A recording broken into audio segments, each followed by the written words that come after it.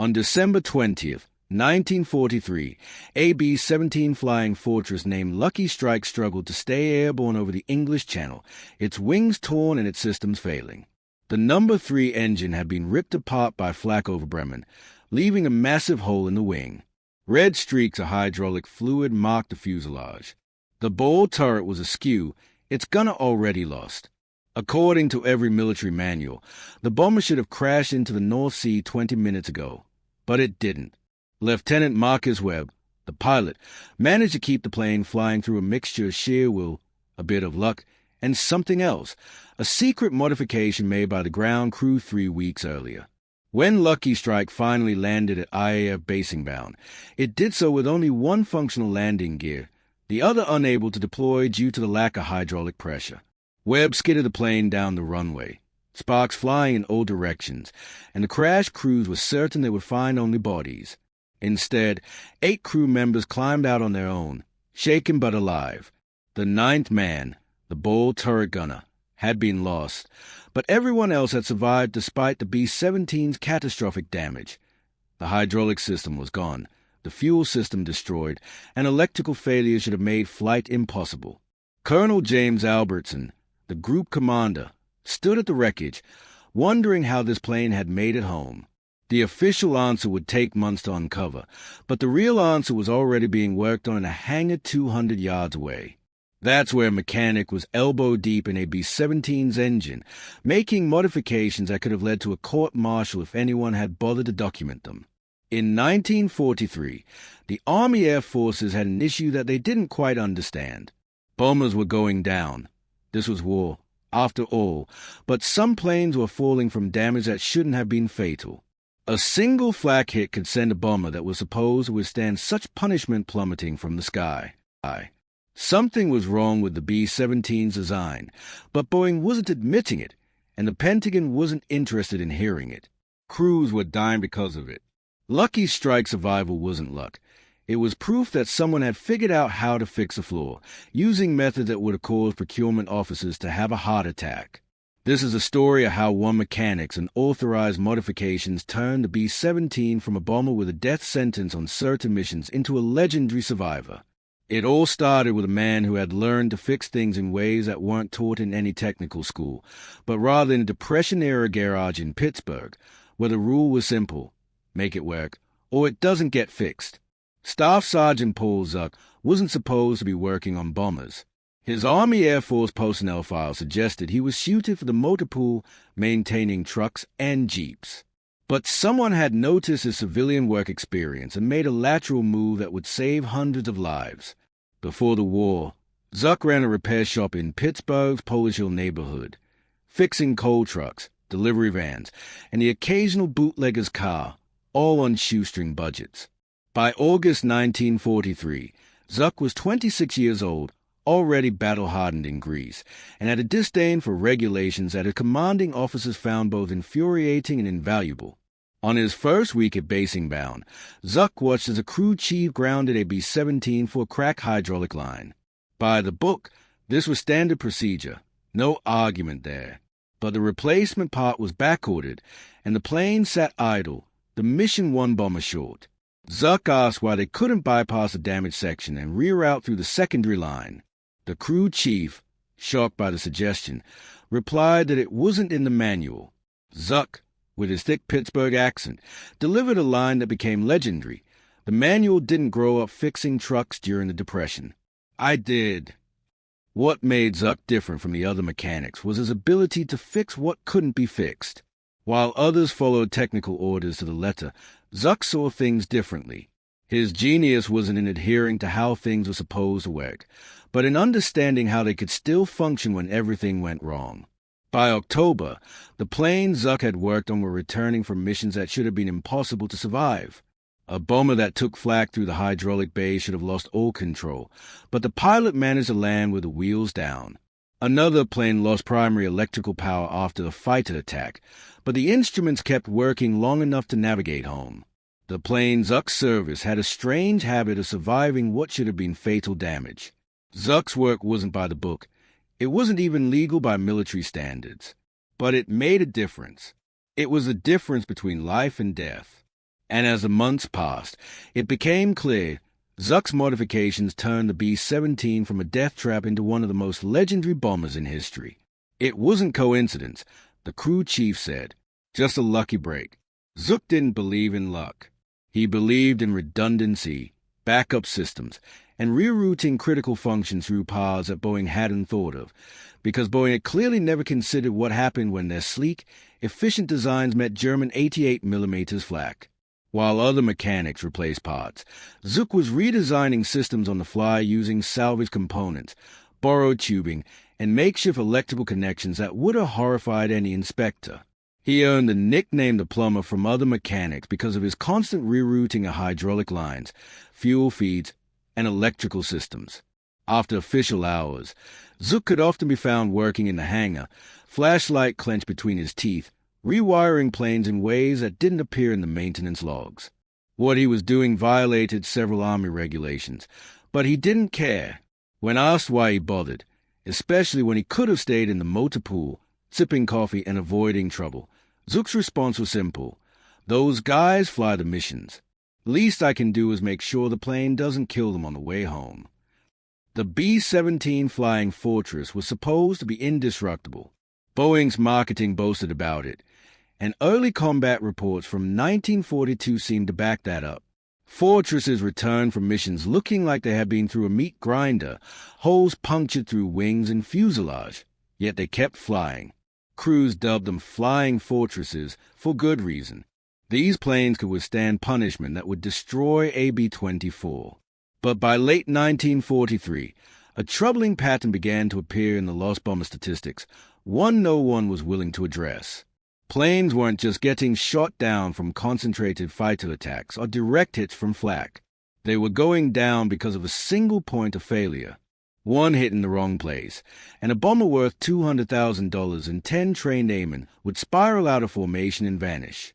By the autumn of 1943, the 8th Air Force was losing bombers at a rate of about 5% per mission. That meant a crew's odds of surviving their required 25-mission tour were essentially a coin toss. Something was killing B-17s that shouldn't have been fatal. It was mechanics like Zuk who figured out what the problem was by actually looking at the wreckage. The B-17's hydraulic system was at the heart of the issue. The system controlled everything that mattered when trying to stay alive: landing gear, brakes, wing flaps, and the turret systems that allowed gunners to track fighters. Boeing had designed an efficient system with primary lines running through the fuselage in neat bundles, as you would in peacetime. But efficient also meant concentrated. A single flak hit through the wrong section of the fuselage could cause hydraulic pressure loss across multiple systems. A bomber could have 3 working engines, intact wings, and a healthy crew, but without hydraulics, it couldn't lower its landing gear. A belly landing on an English runway usually resulted in a B-17 bursting into flames. The fuel system was another problem. The B-17 carried 2,780 gallons of high-octane aviation fuel in 9 tanks, 5 in the wings and 4 in the fuselage. The system fed fuel from the outer wing tanks inward, maintaining balance. On paper, this made sense, but the lines between tanks ran through areas directly in the line of fire when German fighters attacked from 3 o'clock or 9 o'clock positions. A 20mm cannon round through a fuel line meant not only catastrophic fuel loss, but also aviation gas spraying inside the A-frame. With hot metal, electrical sparks, and freezing temperatures, it created the perfect environment for fire or vapor lock. Zuk noticed something the engineers missed. Planes that crashed for mysterious reasons often showed anomalies in the fuel system before the impact. Pilots would report rough engines, engine failure. Then the entire plane would shake apart or catch fire. Post-crash analysis typically cited fuel contamination or air in the lines. What was happening was simple once you understood it. A flak hit would damage a fuel line. Air would enter the system. Engines would fail in sequence because they all shared the same compromised network. The bomber would go down, not because it was too damaged to fly, but because it was suffocating itself. Boeing's engineers had designed an A-plane that worked well under ideal conditions, but combat over Germany in 1943 was anything but ideal. It was an environment where every system needed to function even if it was damaged. The B-17's Achilles heel wasn't armor or firepower. It was a single-point failure design philosophy. That's what Zuk began fixing, one unauthorized modification at a time. What Zuk did wasn't technically illegal. It was worse. It was an authorized field modification of combat aircraft systems. If a plane crashed and investigators traced the failure back to Zuk's work, he could face a court-martial for negligent homicide. But Zuk did the math differently. If he did nothing, the planes would crash anyway. At least this way, they had a fighting chance. His forbidden fix was brutally simple: create redundancy where Boeing hadn't. Take the hydraulic system with its sleek, efficient, single-line design and transform it into a tangle of backup lines that resembled a plumber's worst nightmare, but would still work when the primary system took a hit. Zuk began scavenging hydraulic tubing from aircraft wrecks in the salvage yard. These parts were technically supposed to be recycled officially, but Zuk cut sections of undamaged line, tested them for pressure integrity with a hand pump he had jury-rigged, and then installed them as bypass routes in operational aircraft. Here's how it worked in practice. A standard B-17 had a single primary hydraulic line running from a pump to the landing gear actuators. Zuk tapped into that line at 2 points, one forward near the cockpit, the other aft near the radio room, and ran a secondary line along a different path, often tucked along the fuselage stringers where it was shielded by structural members. He then installed manual isolation valves at each junction point, using parts salvaged from damaged bombers.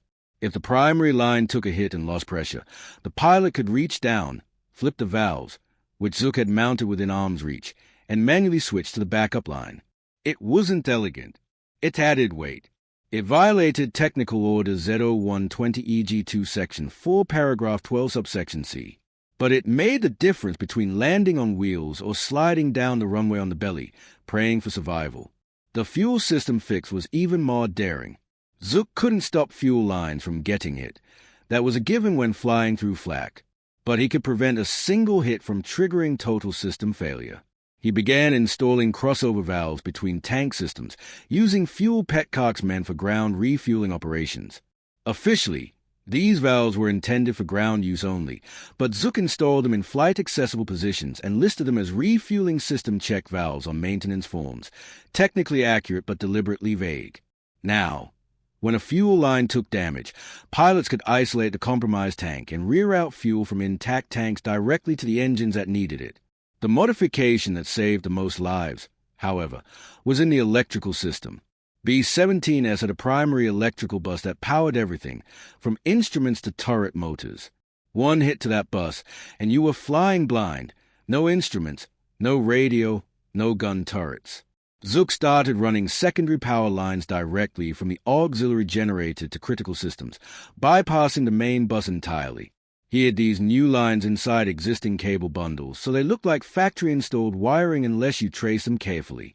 Zuk used yellow insulation instead of the standard black, so pilot could identify which breakers control the emergency backup systems. The brilliance of Zuk's approach wasn't in inventing new technology.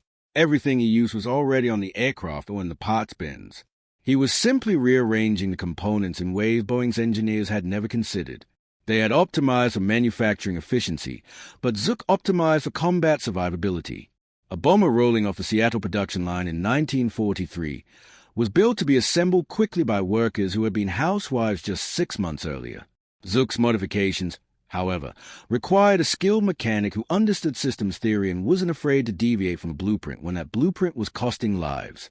By January 1944, Zuk had quietly modified 17 B-17s in the 351st Bomb Group. He never advertised it, never documented it. He just did the work during night maintenance shifts when fewer officers were around to ask inconvenient questions. And those 17 bombers were coming back from missions at a rate that was starting to look statistically impossible. On February 8, 1944, Captain Ronald Fletcher, the engineering officer for the 351st, was having a very bad morning that was about to get worse. He had been doing routine maintenance inspections, pulling aircraft at random to verify that they matched their technical documentation. When he opened the hydraulic access panel on a B-17 named Devil's Daughter, he found plumbing that absolutely should not have existed. Fletcher wasn't an idiot. He'd been an aeronautical engineering student at MIT before the war, and he could read a blueprint. What he was seeing wasn't on any Boeing blueprint he had ever seen. secondary hydraulic lines running through non-standard routes, manual isolation valves in places requiring custom bracketry, fuel crossover connections using parts from what appeared to be 3 different aircraft. All of it was done with craftsmanship that made it clear this wasn't some haphazard, slapdash repair. This was deliberate, thoughtful modification. Fletcher found Zuk in Hangar 3, working on an engine swap. "Sergeant, we need to talk about Devil's Daughter's hydraulic system." Zuk didn't even look up from the cowling he was talking. "What about it?" Fletcher pulled out his clipboard and gestured at the aircraft. "What about the fact that there are approximately 40 feet of unauthorized hydraulic lines running in non-standard routes, with manually operated valves that aren't in the technical orders?" Zuk set down his wrench, wiped his hands on a rag that was somehow dirtier than his hands, and gave Fletcher a look that was equal parts tired and defiant. "You want the official answer or the real one?" Fletcher didn't hesitate. "Both. Starting with how long you've been doing this, and how many aircraft are affected." 17 planes, Zuk replied, and that number made Fletcher's blood pressure spike. 17 aircraft in active service with undocumented modifications to primary flight systems. The regulatory violation was staggering. Zuk could be court-martialed. Fletcher himself could face disciplinary action for failing to report this.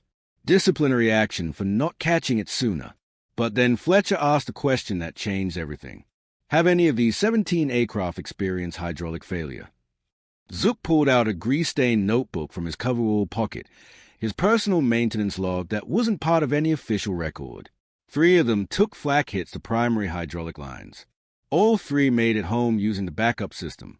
Devil's Daughter landed on her own gear 2 weeks ago after an 88mm took out her primary line over Frankfurt. The pilot didn't even know he was on backup until I showed him the damage post-flight. Fletcher did the math in his head. 3 catastrophic hydraulic hits, 0 losses. The standard statistics said that at least 2 of those planes should have been written off. By noon, Fletcher had escalated the issue to Group Commander Albertson, the same colonel who'd witnessed Lucky Strike's miraculous landing back in December.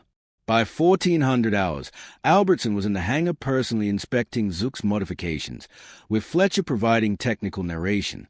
By 1600 hours, there was a very uncomfortable meeting happening in the group operations office, where the question on the table was whether to court-martial Zuk or give him a medal. Major Henry Watkins from the 8th Air Force engineering staff arrived on February 10th to conduct a formal investigation.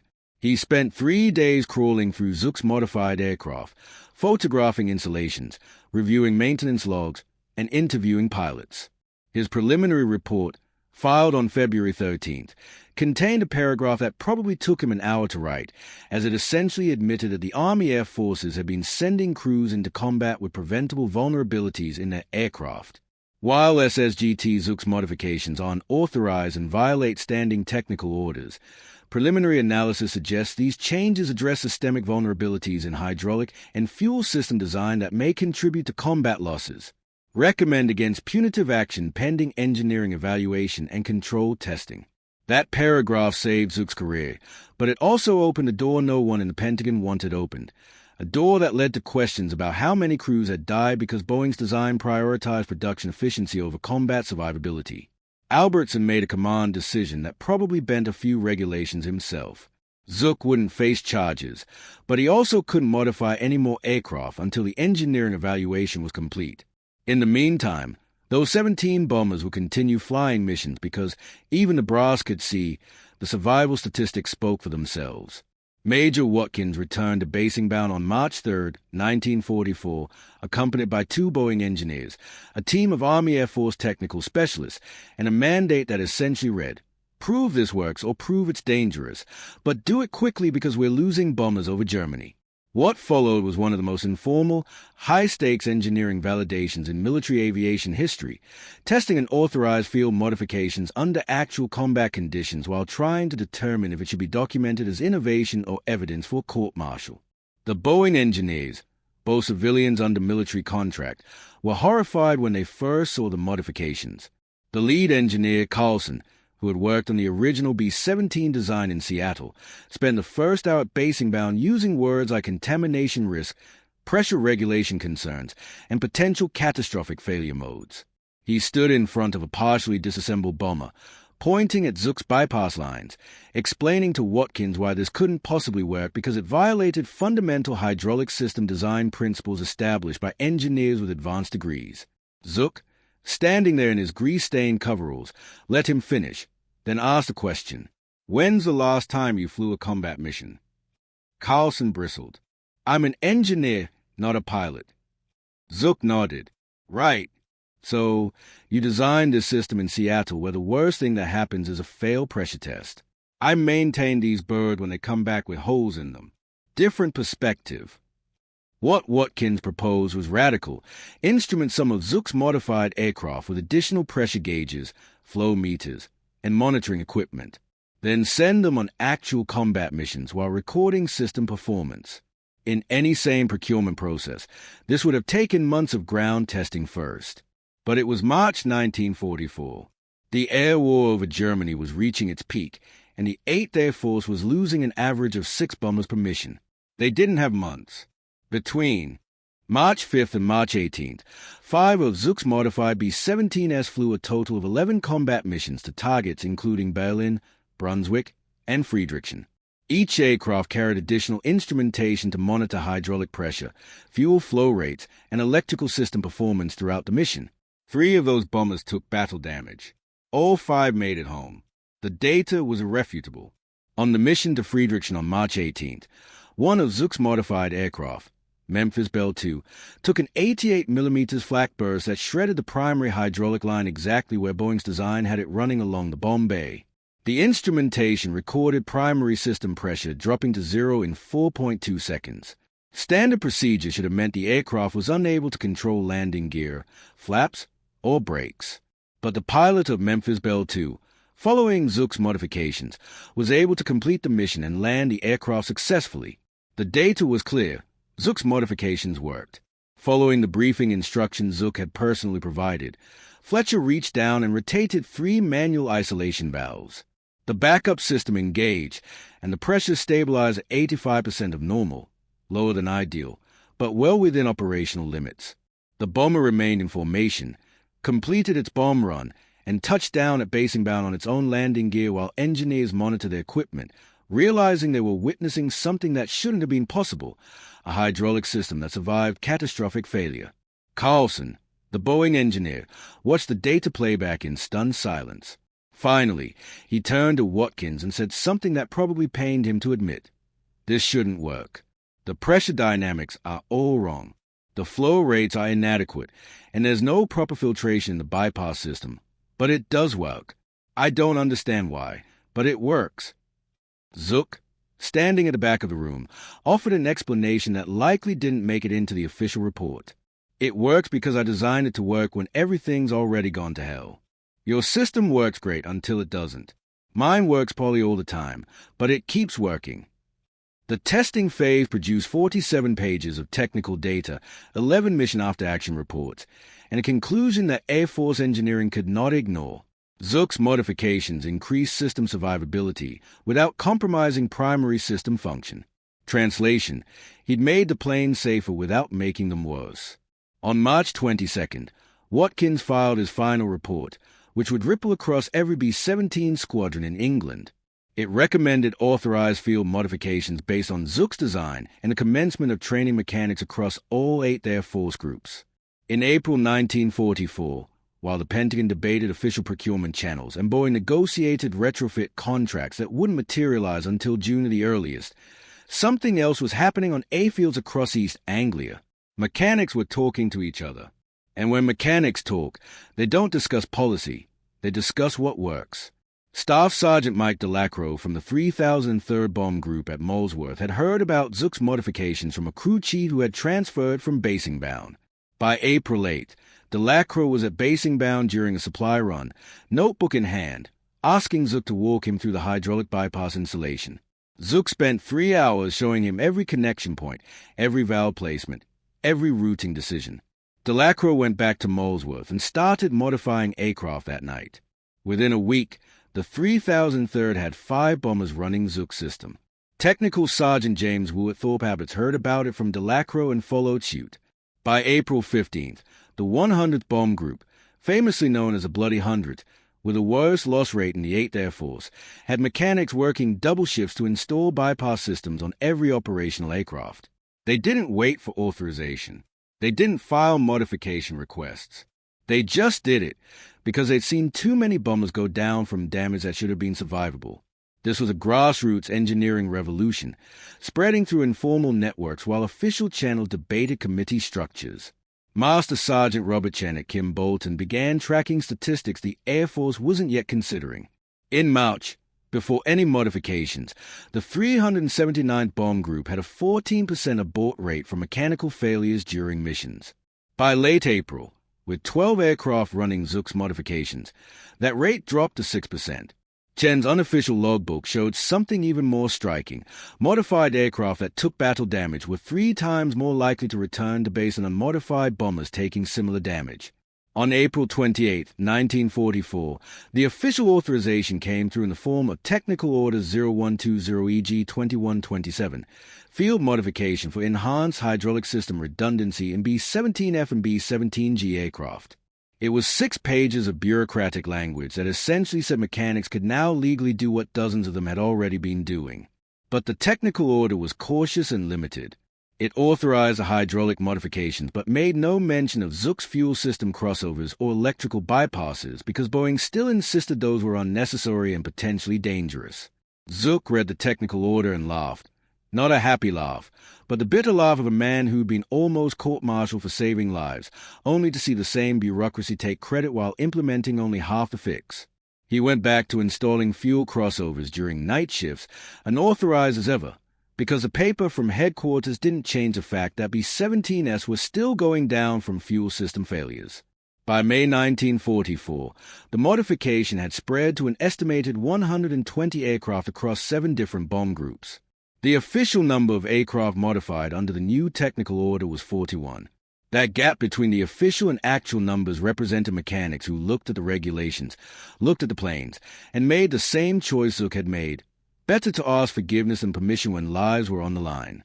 The survival statistics began to speak for themselves in a way the Air Force couldn't ignore. The 341st Bomb Group, Zuk's home unit, where nearly every operational B-17 now had the full suite of modifications, including the unauthorized fuel and electrical work, had a loss rate of 2.1% in May 1944. The 8th Air Force average was 3.8%. That might not sound like much, but over a month of operations involving thousands of bomber sorties, it translated to dozens of crews coming home instead of being written off as missing in action. Colonel Albertson, in a moment of either brilliance or career suicide, invited an 8th Air Force statistical analysis team to Bassingbourn in early June to review the group's survival data. He showed them everything, the official modifications, the unofficial ones, and the numbers. The analysis team's report, filed June 9th, contained a sentence that validated what every mechanic on the flight line already knew. Statistical correlation between modified aircraft and improved survivability is significant beyond normal variance and warrants expanded implementation. The revolution had become policy. Zuk had become a template, and across England, mechanics were still doing unauthorized modifications after hours because the official policy hadn't caught up with a complete fix yet. They were all Zuk now, every sergeant with a wrench who looked at a regulation and decided that bringing crews home mattered more than following the manual. By August 1945, 3 months after the war in Europe had ended, a statistician at Air Force headquarters, Captain Dorothy Henshaw, compiled a report that would never be widely published, but told the story through numbers that couldn't be argued with. She had taken mission data from every B-17 group in the 8th Air Force, cross-referenced it with maintenance logs documenting which aircraft had received Zuk's modifications, both official and unofficial, that mechanics had carefully logged after the fact, and ran correlation analysis that would have impressed her statistics professors. Groups with 75% or higher adoption of the full modification package, hydraulic, fuel, and electrical, showed a 23.4% improvement in aircraft return rates compared to their pre-modification baseline. That number represented 347 bombers that made it home instead of being lost over Germany or the North Sea. Multiply that by 10 crew members per aircraft. Factor in that some crews survived even when their aircraft didn't, and Zuk's forbidden fix had kept somewhere between 3,000 and 4,000 airmen alive who would otherwise have been killed, captured, or missing. But the number that really mattered was buried in Henshaw's appendix data. Aircraft with a complete Zuk modification package that sustained Category 3 damage, defined as damage requiring major repair or system replacement, returned to base 81% of the time. Unmodified aircraft with identical damage levels returned 47% of the time. The modification hadn't made B-17s invulnerable, but it had turned survivable damage into actual survival instead of statistical loss. Paul Zuk mustered out of the Army Air Forces in November 1945 with the rank of Technical Sergeant, an Army Commendation Medal for exceptional technical proficiency in aircraft maintenance, and no mention anywhere in his official record of the field modifications that had defined his contribution to the war. He returned to Pittsburgh, reopened his repair shop on Polish Hill, and spent the next 30 years fixing cars, trucks, and the occasional airplane owned by a local flying club. He rarely spoke about the war. In 1973, a researcher named Dr. Michael Torres from the Air Force Historical Research Agency tracked Zuk down while working on a study of wartime field modifications. Torres spent 3 days in Pittsburgh interviewing Zuk and reviewing the personal maintenance logs Zuk had kept, the grease-stained notebooks that had never made it into official records. Torres asked a question that should have been asked 30 years earlier. Why did you risk court-martial to make unauthorized modifications? Zuk's answer, recorded in Torres's interview notes, was characteristically blunt. Didn't seem that risky to me. Guys were dying because the planes weren't built right. I could fix that or I could follow the manual. Seemed like an easy choice. The B-17 that Zuk had first modified, Lucky Strike, the bomber that started everything in December 1943, survived the war and was eventually scrapped in 1954. But photographs of its hydraulic bay, taken during the 1944 engineering evaluation, ended up in Air Force maintenance training manuals used into the 1960s. The captions never mentioned Zuk by name, referring only to field-developed redundancy modifications. Generations of aircraft mechanics learned from his work without ever knowing who had done it. Boeing eventually incorporated elements of Zuk's modifications into the B-17G production run starting in late 1944, though the official documentation credited the changes to ongoing engineering refinement, not acknowledging that they were adopting field fixes developed by a sergeant with a high school education who'd learned engineering by keeping Depression-era trucks running. The post-war B-29 and B-50 bomber programs included redundant hydraulic and fuel systems as baseline design features, lessons learned in blood over Germany, and applied by engineers who reviewed the wartime modification data. Paul Zuk died in 1989 at age 72. His obituary in the Pittsburgh Post-Gazette made no mention of B-17s or the war, noting only that he was a veteran and had run Zuk's auto repair for 4 decades. His personal maintenance logs, the unofficial record of every aircraft he'd modified, were donated to the Air Force Museum in Dayton after his death. They sit in the research archives now, available to anyone who requests them. 47 notebooks filled with technical sketches, pressure calculations in the margins, and annotations in mechanics shorthand that tell the real story of how one man's refusal to follow the manual changed the odds of thousands of airmen who never knew his name. The forbidden fix became standard practice. The Maverick became a template, and the lesson that sometimes the people closest to the problem see solutions that engineers in distant offices miss remains relevant every time someone has to choose between the manual and what actually works when lives are on the line.